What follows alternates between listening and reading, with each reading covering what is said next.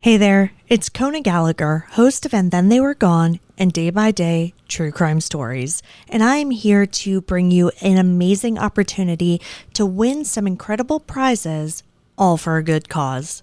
Join the Texas Advocacy Project's The Big Game Football Squares raffle on February 9th, 2025, and help support survivors of power-based abuse. For every $100 donation, you secure a square and a chance to win amazing prizes. You can choose from two exciting grids.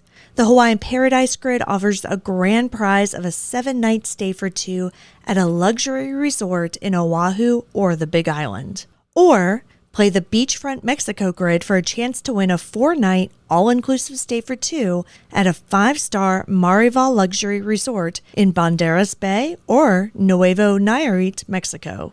Your contributions help survivors understand their rights, navigate the justice system, and secure emergency protective orders. To participate, visit texasadvocacyproject.org and select your grid today. Don't miss out. Tune into the Texas Advocacy Project's Facebook page on February 9th, 2025 during the game for live updates on winners. Prizes are awarded at the end of each quarter with the grand prize at the game's conclusion. So score big for a cause. Visit texasadvocacyproject.org to learn more. Hey, it's Kona. I'm coming to you today with some sad news. The body of Aubrey Dameron, the trans Indigenous woman missing from Grove, Oklahoma since March 9th, 2015, has been found. We covered her case back in 2023, and based on the evidence, it seems likely that foul play was involved. On February 5th, 2025, the Quapaw Nation Marshal Service sent out a media release stating that on January 31st, 2025, they responded to a call regarding the discovery of human remains located near South 565 Road and East 30 Road, north of Commerce in rural Ottawa County, Oklahoma. Forensic anthropologists and the Oklahoma Medical Examiner's Office were called and responded to the scene where they searched the area and collected the remains. The remains were taken to the ME's office for further examination and identification. They were not able to determine the amount of time the remains had been there, nor were they able to determine a cause or manner of death. However, on February 5th, 2025, the Oklahoma ME office confirmed the identity of the decedent to be Aubrey Dameron, an enrolled member of the Cherokee Nation. We're still going to have our regularly scheduled episode this week, but before we release that, I wanted to re-release our episode on Aubrey. Aubrey is a woman who faced a lot of challenges in her life, and even though she is now one of the thousands of missing or murdered Indigenous women in our country, she is so much more than a statistic. So hear about her from the people who knew her and loved her, and help her family get justice. We'll continue to keep you updated on this case as we get more information, but for now, I want to give you our story of Aubrey Dameron from 2023. Darkcast Network. Welcome to the dark side of podcasting. Transgender people are over 4 times more likely to be the victim of a violent crime than their cisgender counterparts. The rates of murder, rape, and violent crime of Indigenous people are all higher than the national average. In fact, according to the CDC, Indigenous females experienced the second highest rate of homicide in 2020. Aubrey Dameron is a transgender woman of Cherokee descent. On March 9th, 2019, she walked out of her mother's home in Grove, Oklahoma. Her phone stopped pinging 100 yards away, and she hasn't been seen since. Aubrey's disappearance highlights the struggles that trans people face in general, as well as the specific challenges she had within her own community and family. Was Aubrey's disappearance related to her lifestyle, as police claim, or was it someone close to her who made Aubrey disappear? When a person goes missing, there's a special kind of pain in the not knowing. I want to tell you the stories of those who never came home. Today, I want to tell you the story of Aubrey Dameron. I'm Kona Gallagher. And I'm Ethan Flick. And this is And Then They Were Gone.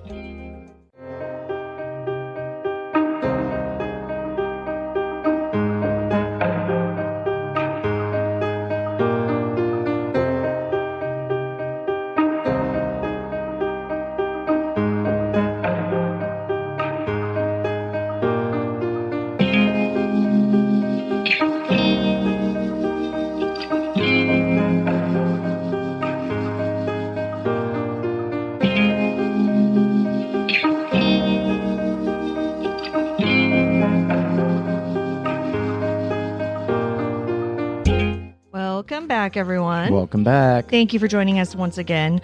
Because I can't keep a schedule to save my life, but I swear we're going to get back on our normal release dates soon. Last week, we brought you a story of a missing Indigenous toddler, Tika Lewis. Tika's mother is white and Chippewa, and her father is Black. This week, we're bringing you the story of another missing Indigenous woman, Aubrey Dameron. Aubrey is a citizen of Cherokee Nation. And, we will be talking about her Native American culture in this episode, along with her transgender identity. So, I just want to say up front that if I misstate anything, please accept my apology in advance. And always, feel free to shoot me a message. We've had really sweet listeners reach out and nicely make corrections about things like this in the past. And I do appreciate that because they were very sweet about it. Now, we've covered both of these topics in other episodes, but, we're still human. So let's go ahead and get right into the story of Aubrey Dameron. Aubrey was born Austin Dylan Joel Dameron on October 22nd, 1993 in Oklahoma to her mother, Jennifer Bird. Aubrey's father, it sounds like, wasn't in the picture at all, and she grew up with one brother and a stepfather. However, it was her uncle, Christian Fencer, to whom she was the closest. The two were only 6 months apart, so their relationship was more like siblings than uncle and niece. Aubrey loved music of all kinds, especially rock and roll, but she grew up loving to perform, and she had grand dreams of becoming a singer or an actor. Those who knew her said she was a kind and caring person, yet often found herself the victim of bullying. Similarly, Christian was also bullied in school. He told Cherokee Phoenix reporter Stacey Boston in 2021, quote, "Growing up, we knew we were different," end quote. So apparently at some point, either in middle or high school, Christian and Aubrey confided in each other that they had a crush on a boy at school. They then decided to both come out as gay and no longer hide their sexualities. What? At the same time? Yeah. Wow. I mean, you can see why they were so close. Yeah. But unfortunately, this led not only to bullying in school, but also from within their community. Pam Smith, Aubrey's aunt and Christian's sister, described the bullying, saying, quote, "Her and Christian dealt with a lot of homophobic slurs, and Christian didn't tell me a lot of the details until after Aubrey went missing about them being chased home from school by people in a vehicle and, them yelling slurs and stuff like that," end quote. Even she didn't know the extent of what was happening to them in school. And like she said, I mean, it wasn't until after Aubrey went missing that Christian kind of opened up a little bit more about all of this. And, she, of course, was heartbroken to hear about what they had gone through as young people. Now, once the pair got to high school, Aubrey realized that she still wasn't her authentic self. So that's when she came out as transgender and began transitioning both medically and socially. In high school? Mm-hmm. That had to have been really tough. Yeah, it sounds like it was. Of her transition, Christian said, quote, "It was something that was new to everyone within our community, but it was really new to our family. They didn't really know how to take it. I know they could have taken it a lot better, but they did what they knew how to do and just continued to push forward from there and found acceptance. It took a while. It wasn't overnight. It was something that they worked toward," end quote. Aubrey certainly identified as trans to the world, but that wasn't the entirety of her gender identity. Aubrey also identified as Two-Spirit, which is a long-held status in Native American culture. Christian described it this way, quote, "Prior to colonization inside of Indigenous communities, there were members of society who were seen as Two-Spirit. They were believed to be able to walk in both the male form and the female form, and they were held in high regard in society. They were held as sacred members because they could walk in both forms of men and women," end quote. And I find this concept fascinating. It's something I only learned about a few years ago, I think. Have you heard of this? I have, actually. Yeah. I mean, it's interesting, especially when you get into the whole discourse of trans people just started to exist, with Obama or whatever. Yeah, right. By the time she graduated high school, Aubrey had been through a lot and showed an incredible amount of courage and grace. She was a kind, sensitive soul who Christians said never wanted others to feel lonely or out of place because that's how she often felt. But the years of bullying, harassment, and feelings of isolation eventually took a toll on Aubrey, and she developed issues with both drugs and alcohol. Which, I cannot find that surprising in the least. Oh, yeah. For sure. Growing up, again, in a small town, not feeling very supported and going through all of this, I get why it would have become too much for her. Yeah, for sure. After graduating high school, Aubrey began dating a man named J.C. Pearson, who lived in New Mexico. Now, I do not know how they got together, how they met. I couldn't find any context to this relationship with some random guy in New Mexico. But possibly looking for a fresh start, she left her family and community and moved in with him. In New Mexico? Mm-hmm.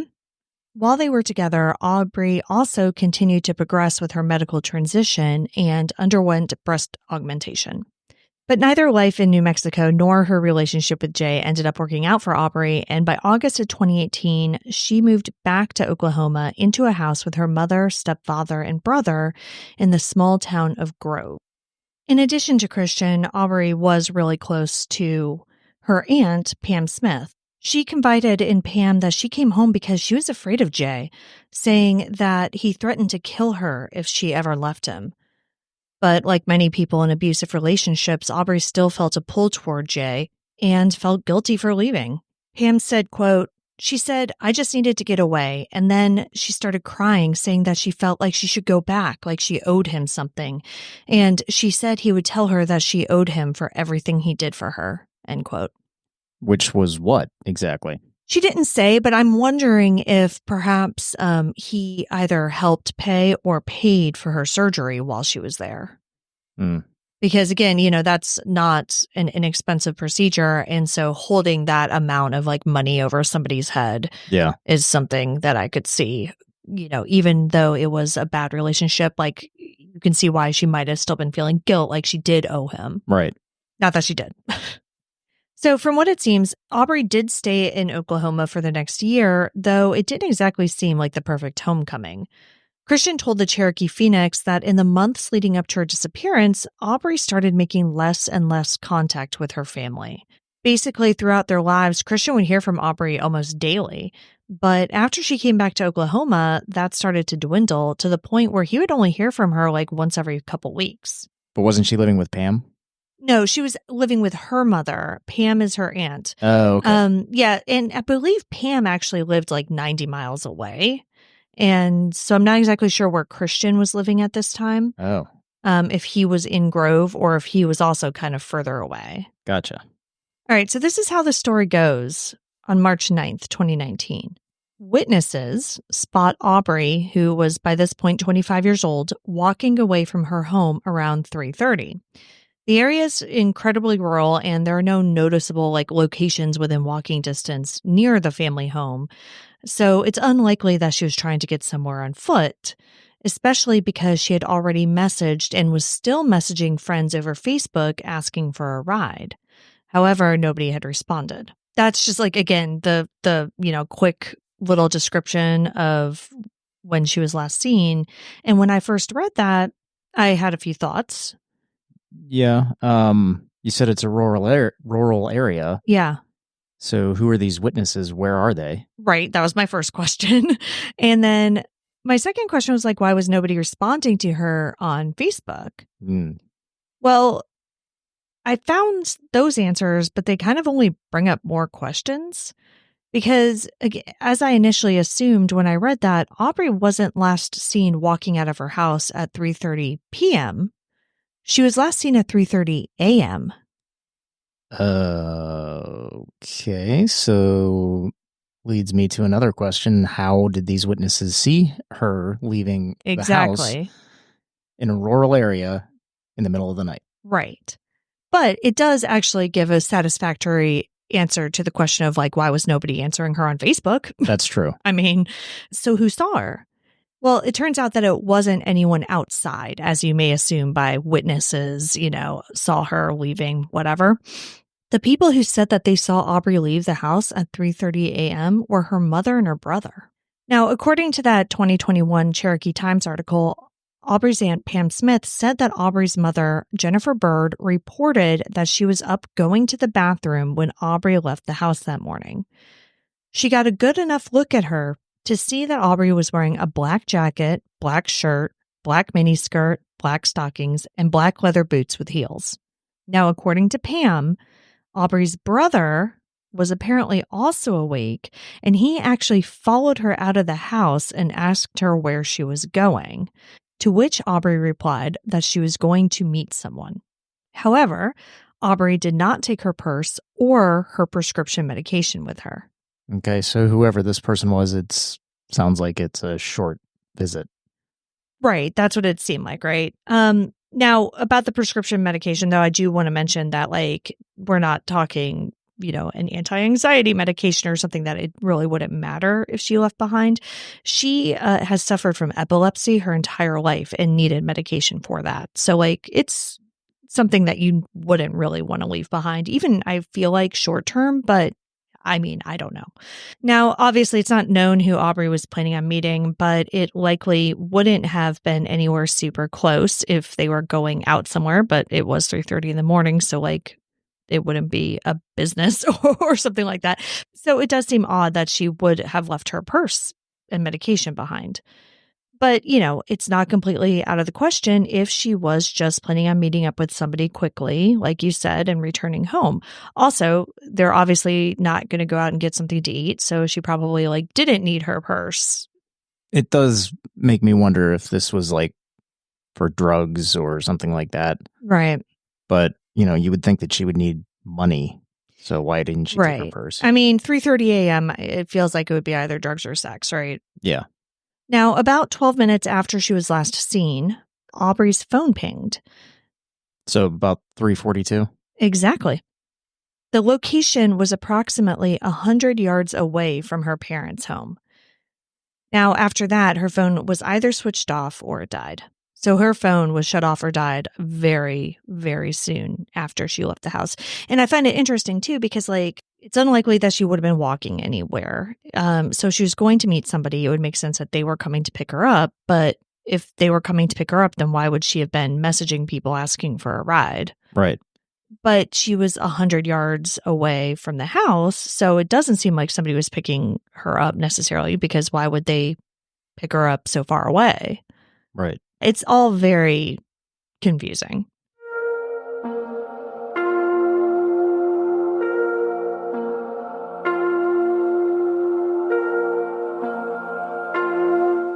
Despite the fact that she left in the middle of the night without her purse or medication, it would be 2 days before Aubrey's family, meaning her mom, brother and stepfather, the ones who lived in the house, would report her missing to the Delaware County Sheriff's Office. So March 11th is when she was reported missing. And shockingly... Well, let me guess. She left on her own accord, so we're not going to start searching for her. Correct. Even though she left her purse and medication behind, they did not think this was suspicious. But this is what I find interesting, is the timing of all this, right? So the very next day, March 12th, 42-year-old Danette Robotham, a friend that Aubrey had fallen out with, called Aubrey's ex-boyfriend, that guy, J.C. Pearson, and claimed that Aubrey was being held captive in Ketchum, Oklahoma. What the hell? I don't know, right? I'm sure that's what Jay was thinking too. Because, from what I've seen, he was in New Mexico, right? He and Aubrey had broken up. I don't know if they were still in touch or not or what. But the day after Aubrey's reported missing, he gets this call from this random woman who Aubrey had fallen out with. And she said that Aubrey was being held captive because of drug money that she owed the wrong kind of people. And so Danette then asked Jay for money so that she could help Aubrey. So she reportedly told him that if he would send some money, she would put in some of her own money, and that they'd basically pull it together and get Aubrey released. My guess is Jay probably didn't give up money? Yeah. Even though she also threatened him, saying that if they didn't get the money, they're going to, quote, take him for a ride, end quote. Okay. I don't know. So it sounds like, yes, Jay did not give her money and called police instead. They interviewed Danette, though I don't know exactly like when this happened, like when he called police, when they actually interviewed her. But Danette admitted that the information she provided was fraudulent and she was charged with extortion. Though, again, I just don't know the timing of this. Yeah. But like I said, we do know that the initial call that she made was on March 12th, which was 3 days after Aubrey was last seen. And as I mentioned, only 1 day after it was reported to police. Again, police were not taking this case seriously. And so it wasn't plastered all over the news, like. So then how did Danette find out about it? Exactly.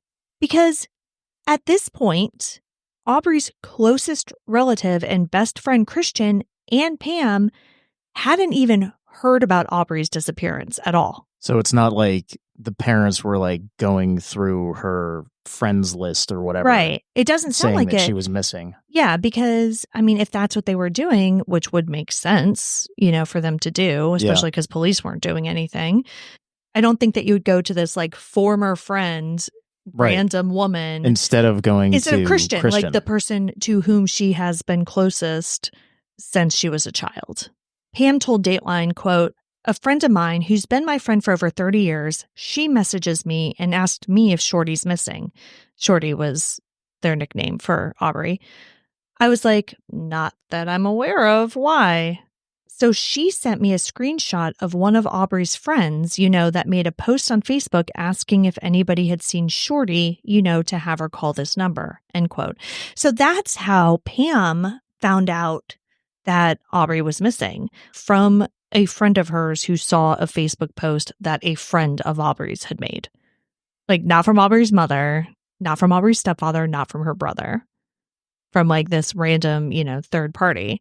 And I assume then Christian found out from Pam. So Pam is like, what the fuck is happening? And calls the sheriff's office, who confirmed Aubrey's status as a missing person and told Pam to contact Jennifer for more information. What? So they're just not doing anything. Yeah. At all. Right. So Pam calls Jennifer, who I'm not sure if that's her sister or her like sister-in-law. I don't know what the, exactly what that connection is there. But regardless, she calls her, and this is when it sounds like she gets the story about like Jennifer got up to pee and saw Aubrey, and then Aubrey's brother followed her out, and, blah, blah, blah. She also mentions in an interview that she was like getting conflicting stories. So I'm guessing there were like multiple conversations. But regardless, this whole thing isn't sitting right with her, as you can imagine.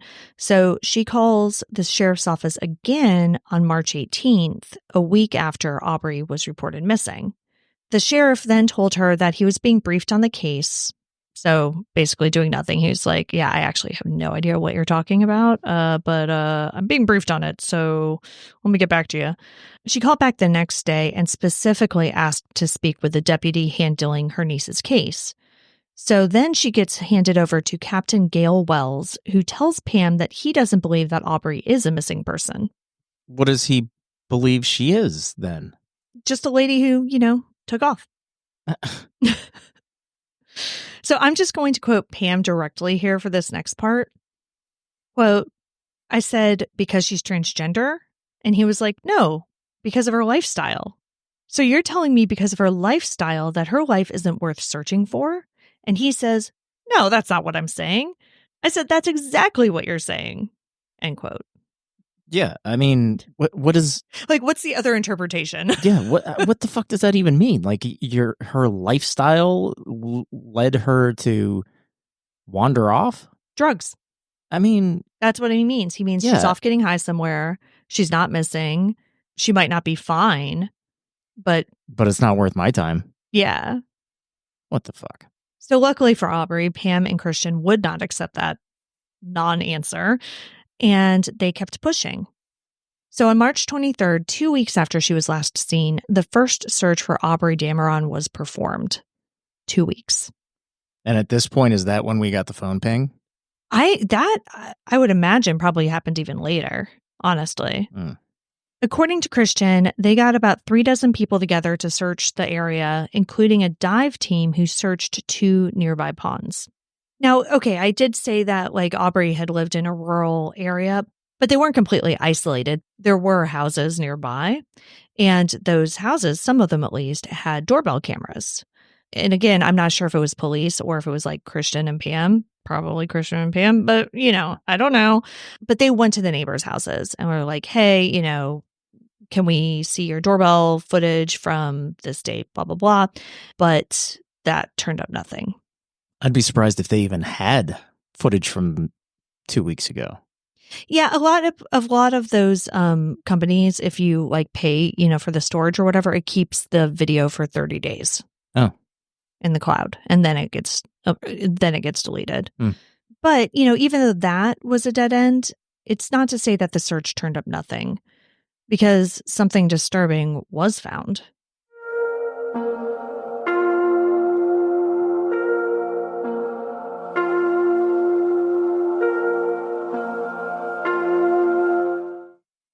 About a half a mile from Aubrey's home, searchers uncovered a white sock with possible blood on it. Now, if you go back to the clothing that Aubrey was reportedly wearing the last time she was seen, this doesn't necessarily fit. But a lot of things don't fit about her disappearance. What I will say, too, is that in the past, when I've worn like knee-high boots, even if I have like stockings, usually when I don't, but sometimes I will put like socks over that just because it's more comfortable, depending on the boot. So it's not completely like out of the question that was her sock. But again, that is not the clothing that she was said to have been wearing. Now, the sock was sent off for testing, but DNA results were inconclusive. And I don't know if that means that because it wasn't actually blood, or if it was blood, but they couldn't get DNA get a off good of sample. It. Yeah. I'd be curious to know where this was in relation to the last phone ping also. I know you said a half a mile, but is it, like in which direction? Yeah, or is like, it linear to where the phone last pinged or what? So despite the possible bloody sock, or perhaps because of the inconclusive results of this sock, police's theory of the case after this search is that Aubrey left of her own accord and that no foul play was involved. Okay. But she just doesn't have her epilepsy medicine, so... Yeah, or her purse, and never, came back for it. So, of course, police are saying this, but Pam and Christian's suspicions are only growing. Now, Pam doesn't name anybody specifically, but she did tell the Cherokee Phoenix that there were family members who should have been searching for Aubrey who did not attend these searches. Mom and brother? Yeah, I mean, obviously I don't know that for certain, but that's what I take this to mean. Around this time, the Missing Aubrey Dameron from Grove, Oklahoma Facebook page was formed, but it isn't run by Aubrey's mom. It's run by Christian and Pam. Now, unfortunately, not much happens with the case over the next few months, but on Memorial Day weekend, there's a startling new tip. According to Pam, quote, one of Aubrey's friends from there in Grove came forward to help. The girl said, if you look from her house up on one of the hills there in town, there's a flagpole up there, she says. And if you stand off of my yard by the road and look up there, she goes, they say Aubrey is buried up there, end quote. Who's saying that? A friend of Aubrey's from Grove. By this point, we're talking like 2 months later, right? Obviously, it is known that Aubrey's missing, and it's a small town and people are starting to talk. What we don't know at this point is how much of this is gossip, how much of this is actual information, what any of it is, but this is a topic of conversation now. And so this friend of Aubrey's believes that she has a legitimate tip. I don't know if she bothered to call the sheriff's office or just went straight to Pam, but either way, she got in touch with Pam and told her about all this because people were talking about, oh yeah, Aubrey's buried up there. Now, this hill is about 30 miles from Aubrey's home. Another search team was gathered up, this one with dogs, and they went up that hill that the tipster mentioned, but the dogs didn't hit on anything. The next day, though, they went up on the hill next to it, And this time, the dogs found something. The dogs alerted on a disturbance in the soil, which everything I've read says appeared to be a shallow grave. Okay. Next to it was a black leather jacket, similar to what Aubrey was reportedly wearing last. Now, this part is like crazy. According to Pam, Captain Wells told her that because it was Memorial Day weekend, the forensic anthropologist wasn't around to dig into this possible grave to see what was there. And Pam is like, they take holidays off? Like, what are you talking about? Isn't there somebody on call? Apparently not. So I don't think that anybody got there, forensic anthropologist-wise, until Tuesday. Okay. And I will say Captain Wells, like, years later, denied this, saying that it wasn't the holiday weekend, but that there were, like, 2 other homicides and they were busy or whatever. But, I mean, either way, nobody got there immediately. I mean, like, they didn't even tape it off or anything? Nobody, like, went to look at this supposed shallow grave and, like...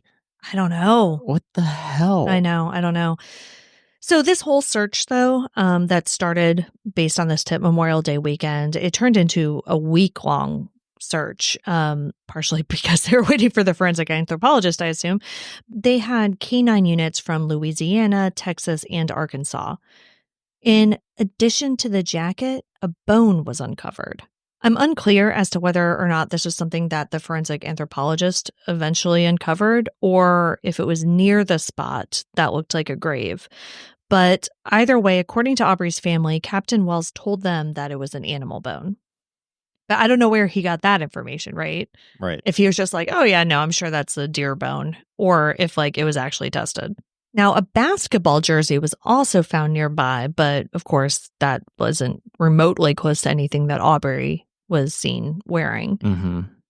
Even though the jacket seems to be a huge clue, Pam and Christian told the Dateline Missing in America podcast that they never really got real answers about it. The jacket was apparently tested for DNA, but the results were once again inconclusive. But in Pam's mind, that doesn't really mean much. She told Andrea Canning, quote, "My thought is our own family didn't even contact us and let us know that she was missing. So how can you trust them to give actual DNA of Aubrey's? They could have given them anybody's DNA." End quote. Yeah, that's all very true. Did they find anything in this shallow grave, though? It doesn't sound like it. Like, what the hell? I know. It's so weird. But yeah, it doesn't sound like they found anything, but they found the jacket, a basketball jersey, a bone that is probably an animal's, but I'm not even 100% sure on that. Like, it's all very confusing and upsetting. And again, you know, with the way that this case has been handled, it just doesn't seem like they care at all. No. And to Pam's point with the DNA, like, yeah, I don't know. I mean, how sure is law enforcement that that's Aubrey's DNA that they're testing against? Yeah. Like, I really don't know. On one hand, like, maybe Pam's like getting a little into conspiracy theories, but on the other hand, like, yeah, maybe she's right. Yeah. I mean, obviously, if Aubrey's family isn't being forthcoming with information, that's going to lead you to suspect them. Right. And I should say, you know, that in the Missing in America podcast, Andrea Canning asked Pam directly if she thought that Jennifer knew more than what she was saying. And she was like, oh, yeah, absolutely, I do. So after this search, Pam and Christian's communication with the sheriff's office almost completely ceased. They're like, you guys are not doing any good for this. But they, of course, didn't give up. They continued to hold vigils and gather tips, but there really wasn't much movement on the case for the next year or so. But then in 2020, they got some unexpected help from the U.S. Supreme Court. McGirt versus Oklahoma is an absolutely wild case that basically gave most of Oklahoma back to the natives and drastically changed the way criminal cases were investigated and prosecuted. We won't get into the whole nitty-gritty of it here, and a 2022 Supreme Court decision subsequently reversed a lot of it. But what the 2020 decision meant for Aubrey's case is this. Her case was officially out of the Delaware County Sheriff's Office's hands. It was now in the hands of tribal police and the FBI. I don't really want to get into the whole thing, but the whole decision, it basically really limited the way that the state could investigate crimes related to Native Americans and pretty much put it all back in the hands of the tribal police and federal authorities, in this case, the FBI. So this was great for Aubrey's case because the FBI opened their own investigation and immediately reclassified it as a homicide. I mean, good. Yeah. Now, Director of Cherokee Nation Marshal Service, Shannon Buell, was critical of Captain Wells and his investigations, unsurprisingly. Or a lack of investigation. Right. So Shannon basically said that this case could have been solved quickly had the sheriff's office given a damn. And of course, that's not a quote. That is my interpretation of what he said. He was very, much more professional than I am. Yes. But, they didn't. And so basically, his agency had to go and start from the beginning while accounting for years of lost time at this point. And he said, we're trying to put these puzzle pieces together, and some of these pieces might not exist anymore. Right. Captain Wells was retired by this point, but obviously did not care for this characterization of his investigation. He told Oxygen.com, quote, "This was the last case I ever reviewed. I kept it in my office within reach. What made this case unique was her lifestyle. Not only was she transgender and very sexually active, but she was also a known drug abuser. We made over 100 follow-up contacts in that case and never ever found anyone or anything that actually pointed us towards the location of Aubrey Dameron." End quote. The fucking lifestyle comment again. Mm-hmm. She's involved with drugs and sex. So, fuck her. She's on her own. Yeah. What? I love the last line of that. We never, ever found anyone or anything that actually pointed us towards the location of Aubrey Dameron. And yet, in a volunteer-led search in November of 2019 that, again, used canines, search dogs alerted on a shed on Aubrey's family's property. Inside was a tarp folded up in a kiddie pool. When they unfolded the tarp, the dogs alerted on it again, and searchers saw what appeared to be dried blood. And I believe these were not just like search and rescue dogs, these were cadaver dogs. And I did read one source that said that, they were alerting to the smell of decomposition. What happened to that? Come on. Well, so they called law enforcement because law enforcement, wasn't involved. Wasn't there. Oh my God. So they called them. We're like, yo, we found this tarp. The dog's alerted. Seems like a big deal.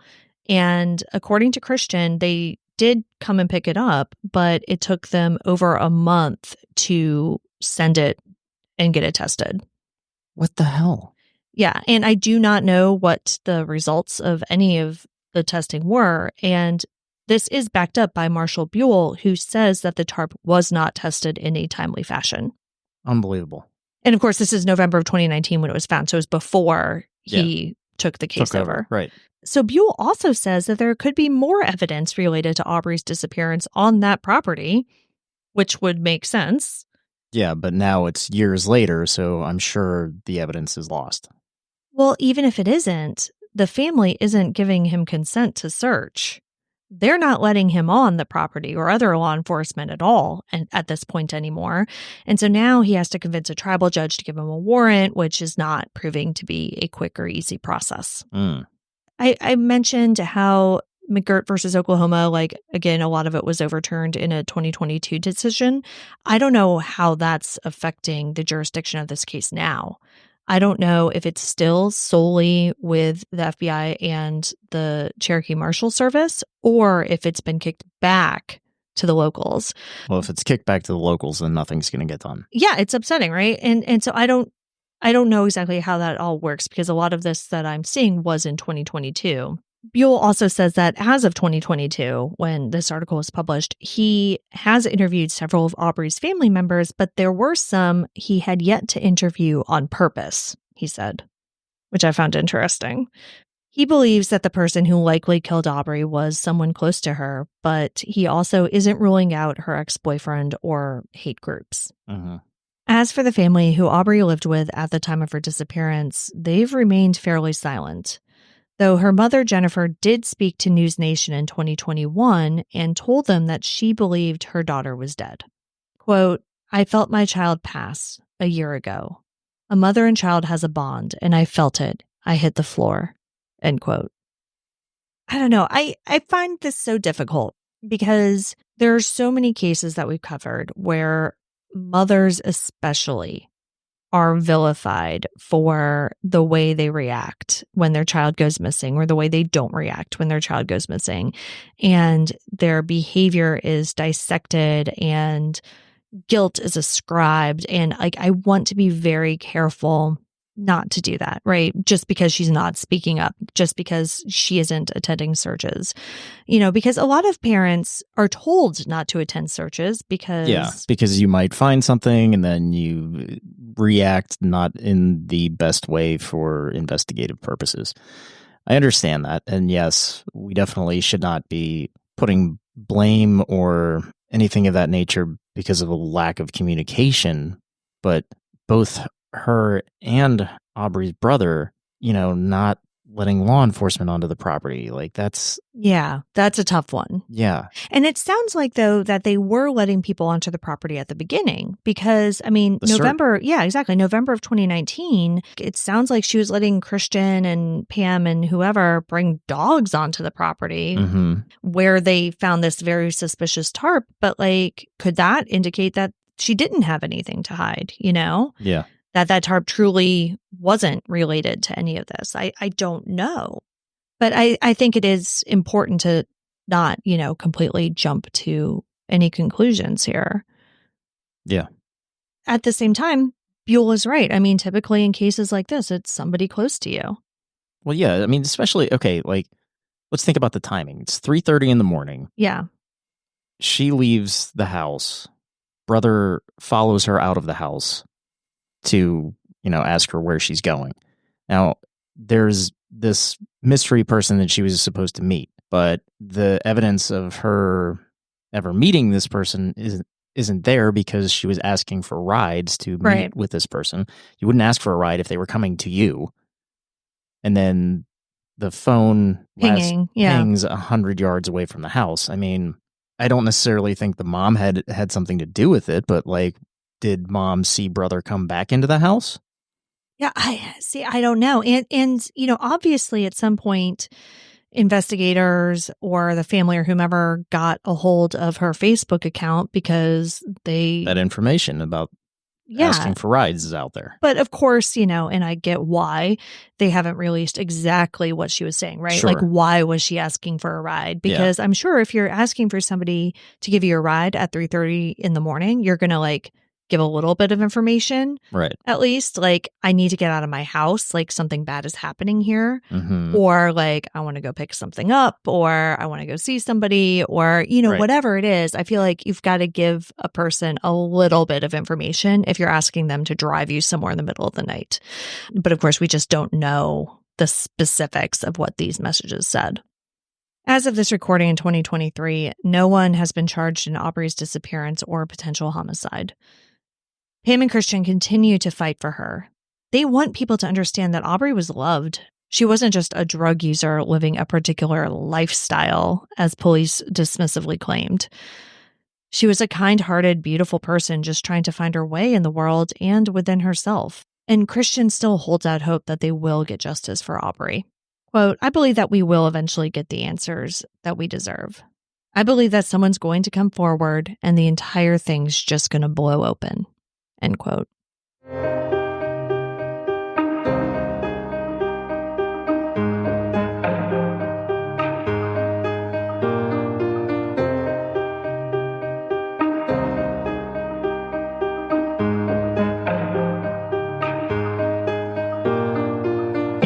Aubrey Dameron has been missing since March 9th, 2019 from Grove, Oklahoma. Aubrey is a Native American transgender female with brown hair and brown eyes. She was approximately 5'9" to 5'10" inches tall and 130 to 170 pounds at the time of her disappearance. Aubrey's ears are pierced and she has breast implants. She has a tattoo of a triquetra on the back of her neck, a tattoo of the word shorty, and a circular design on her upper left arm at the shoulder, and tattoos on both hips. She was last seen wearing a black jacket, black shirt, black miniskirt, black stockings, and black leather boots with heels. Anyone with information on the disappearance of Aubrey Dameron is asked to call the FBI at 1-800-CALL-FBI or go online at tips.fbi.gov. You can also call the Cherokee Nation Marshal Service at 918-207-3800. You can see all the sources for this episode along with photos and videos at our website, and thentheywere.gone.com. And be sure to follow us on social, and Then They Were Gone Pod on Facebook and at ATTWG Pod on Instagram, TikTok, and Twitter. If you like what we're doing, please subscribe and consider leaving a 5-star review on Apple Podcasts. It will help new listeners find us. And the more people that listen, the more chances we have of bringing someone home. And we'll see you here next week for a brand new episode. See you next week. And Then They Were Gone is hosted by Kona Gallagher and Ethan Flick. All research, writing, and editing is done by Kona Gallagher. Additional research for this episode was provided by Nikki Elmas. Theme music is The Stork by Ketsa. Additional music is provided by Kai Engel. And Then They Were Gone is a Little Monster production. Hey, you can do it!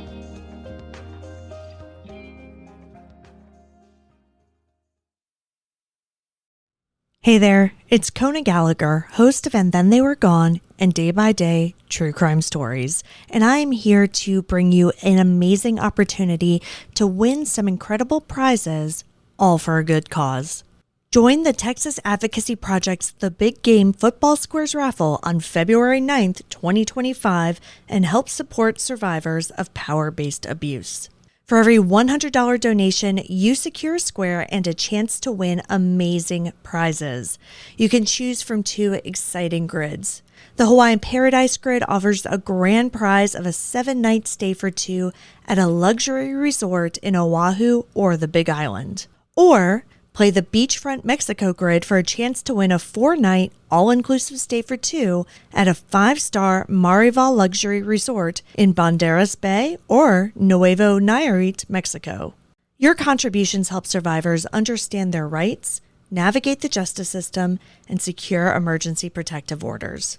To participate, visit TexasAdvocacyProject.org and select your grid today. Don't miss out. Tune into the Texas Advocacy Project's Facebook page on February 9th, 2025 during the game for live updates on winners. Prizes are awarded at the end of each quarter with the grand prize at the game's conclusion. So score big for a cause. Visit TexasAdvocacyProject.org to learn more.